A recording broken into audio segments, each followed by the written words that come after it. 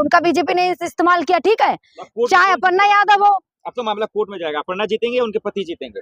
जाहिर सी बात है पति जीतेंगे, क्योंकि जो सच के साथ होगा वही जीतेगा। अब बीजेपी तो वही बात है, टिश्यू पेपर की तरह यूज किया फिर फेंक दिया, तो वही चीज है ना कि यूज कर रहे हैं अपर्णा यादव को। अब सोशल मीडिया पे तो लोग कह रहे हैं प्रतीक यादव ने अपर्णा जी को धोखा दिया। काहे का धोखा दिया भैया? कौन सी दूसरी लड़की के साथ था?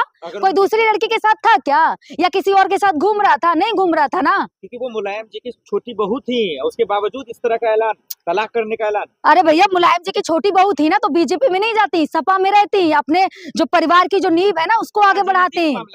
हाँ तो राजनीतिक मामला है भाई, तो परिवार अगर पूरा सपा में है, अभी अखिलेश यादव अगर मुख्यमंत्री यूपी के बन जाए तो अपर्णा यादव बीजेपी का पल्ला झाड़ के अब सपा में आ जाएंगी, आएंगी या नहीं, वे बताओ आएंगी ना? वही बात है ना, अपर्णा यादव को सत्ता से प्यार है, पावर होनी चाहिए ना हाथ में। बीजेपी वाले कहते हैं ना पावर होनी चाहिए हाथ में, तो इन लोगों को तो पावर चाहिए ना, और कुछ नहीं चाहिए। नहीं, वो महिला है, उनकी स्वतंत्रता है, वो किसी भी पार्टी महिला है ना। सिंपल सा सवाल पूछ रही हूँ, किसी महिला के लिए आज तक खड़ी हुई? यूपी की है ना, उन्नाव केस में कुछ बोली, हाथरस घटना में कुछ बोली, मेरठ वाली घटना में कुछ बोली? महिला है ना, क्यों बोलेंगे? क्योंकि बीजेपी में है। अब बीजेपी में चुनाव है यूपी में 27 में, ठीक है, हाईलाइट तो करना है ना किसी ना किसी मुद्दे में। अरे योगी जी को रहते हुए किसी को बोलने की जरूरत है? अब भाई है ना अखिलेश यादव, सुने, अखिलेश यादव को टारगेट कर नहीं पा रहे लोग, ठीक है, अखिलेश यादव को टारगेट करना इतना आसान बात तो है नहीं यूपी में।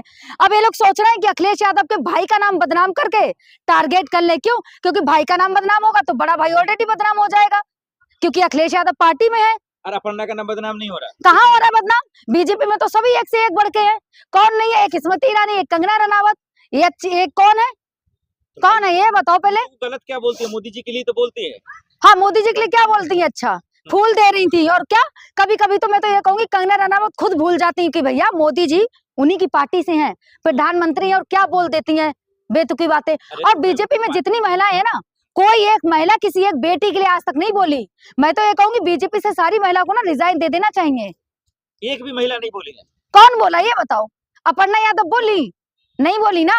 अखिलेश यादव मिलने भी आए थे, तब यही लोग ट्वीट करके कह रहे थे राजनीति कर रहे हैं। काहे राजनीति कर रहे हैं? बेटी को इंसाफ दिलाने तो आए थे। आप कसम खा के अपर्णा के पीछे पड़ गए, दुश्मनी है क्या आपको? मेरी कोई पर्सनल दुश्मनी नहीं है, ठीक है, क्योंकि मैं ब्राह्मण हूँ, ठीक है, मैं ब्राह्मण हूँ, यूपी से, मेरी किसी से कोई दुश्मनी नहीं। लेकिन वही चीज है ना, रिश्तेदार अपर्णा जी तो डिम्पल यादव किसके परिवार की? वो भी तो योगी जी के परिवार से आती है ना। ये भूल गए क्या? लग रहा है मोदी जी ने ना 500 रुपए वाला मैसेज आज तुम्हारे पास किया कि डिम्पल यादव के बारे में नाम नहीं लेना।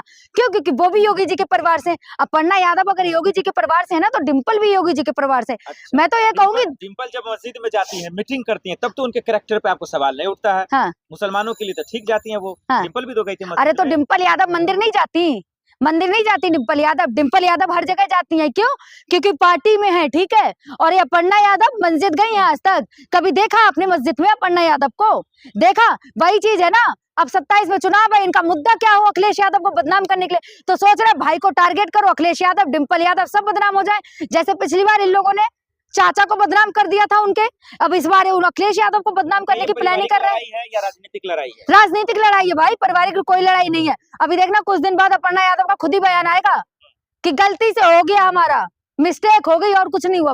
उनका बीजेपी ने इस्तेमाल किया, ठीक है, चाहे अपर्णा यादव हो। अब तो मामला कोर्ट में जाएगा, अपर्णा जीतेंगे, उनके पति जीतेंगे।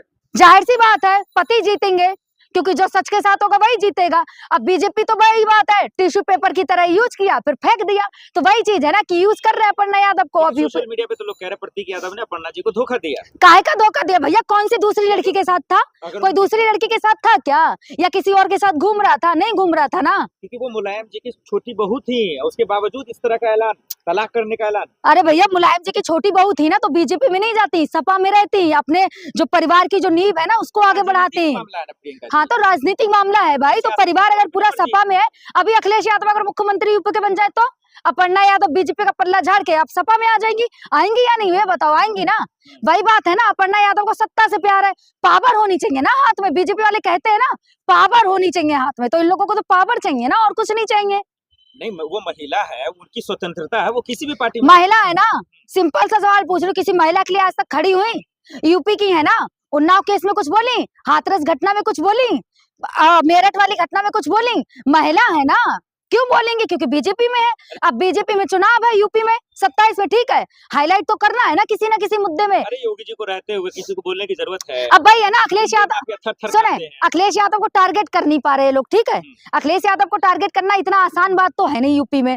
अब ये लोग सोच रहे हैं कि अखिलेश यादव के भाई का नाम बदनाम करके टारगेट कर ले। क्यों? क्योंकि भाई का नाम बदनाम होगा तो बड़ा भाई ऑलरेडी बदनाम हो जाएगा, क्योंकि अखिलेश यादव पार्टी में है। और अपर्णा का नाम बदनाम नहीं हो रहा? कहाँ हो रहा है बदनाम? बीजेपी में तो सभी एक से एक बढ़ के हैं। कौन नहीं है? एक स्मृति ईरानी, एक कंगना रनावत, एक कौन है? कौन है ये बताओ पहले। तो गलत क्या बोलती है? मोदी जी के लिए तो बोलती है।